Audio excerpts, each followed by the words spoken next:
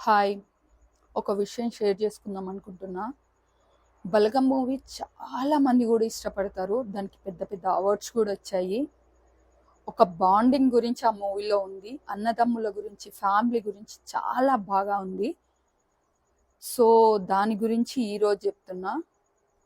So కొంతమంది ఎట్లుంటారంటే చాలా యాటిట్యూడ్కి పోయి, ఈగోస్ పోయి, నువ్వెంత నేనెంత, నువ్వు మాట్లాడితే నేనేం మాట్లాడతా, నాకేం తక్కువ, ఇట్లా అనేసి బంధాలనే విడగొట్టుకుంటుంటారు.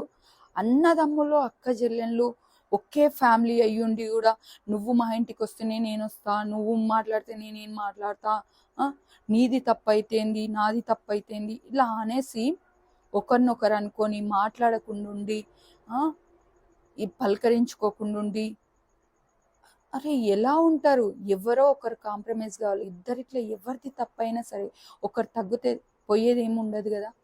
కానీ మాట్లాడుకోకుండా ఉంటే పోయిన కాలం అయితే తిరిగి రాదు కదా.